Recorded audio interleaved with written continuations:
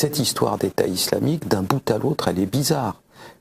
Autant il est facile de définir un groupe comme l'ETA ou comme Action Directe en disant c'est un groupe terroriste, c'est-à-dire c'est 40 individus qui ont un grief terrible avec un État et qui posent des bombes, ou même les Brigades Rouges qui étaient plus nombreuses que ça.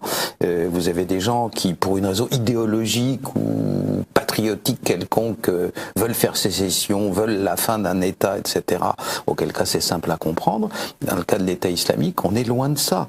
Aucun groupe terroriste dans l'histoire de l'humanité n'a eu plus de chars d'assaut que l'armée française, ce qui est le cas. Je vous garantis que mes sources me sauraient être meilleures pour vous dire ça.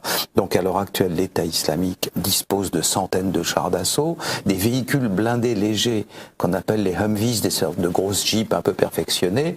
L'État islamique en possède plus de 5000. Donc ça n'est pas un groupe terroriste, c'est pas à l'échelle. Est-ce une guérilla? Non plus. Puisque une guérilla, c'est clair, on connaît ça depuis la guerre révolutionnaire de Mao dans les années 30, ce sont des gens qui attaquent l'armée ennemie et qui se replient. L'État islamique ne se replie pas. Il attaque, il occupe le terrain, il se crée son fief et il y reste. Qu'est-ce que c'est? Eh bien, la seule explication possible quand on a éliminé tout ça, c'est que l'État islamique est une armée mercenaire.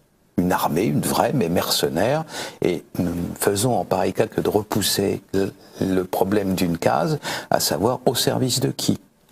Je vais vous donner un exemple quand je vous dis qu'on ne sait pas très bien. Une étude a été faite récemment par des officiels sur le sujet.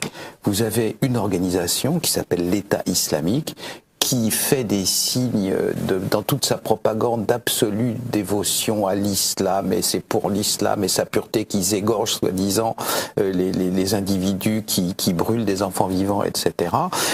Une analyse a été faite biographique extrêmement précise des 50 du sommet de l'État islamique. Il n'y a pas un seul islamiste parmi eux.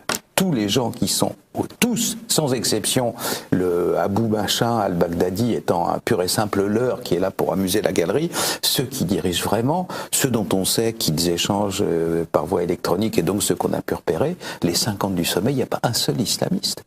Qu'est-ce que c'est que ce truc-là? C'est un peu Canada Dry quand même, ça ressemble à l'alcool, ça a le goût de l'alcool, mais c'est pas de l'alcool.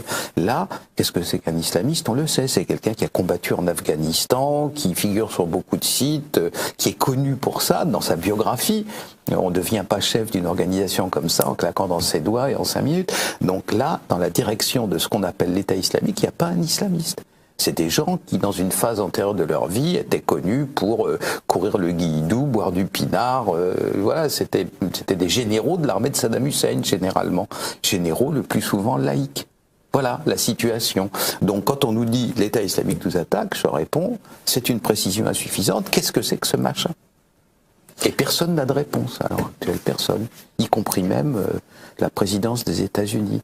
Je vous signale qu'il n'y a pas si longtemps de ça, en décembre 2014, interrogé par le Congrès, vous savez qu'on ne peut pas mentir, on témoigne sous serment, le général commandant toutes les troupes américaines au Moyen-Orient, interrogé sur ce que c'est que l'État islamique, il répond au Congrès, nous ne comprenons même pas le concept.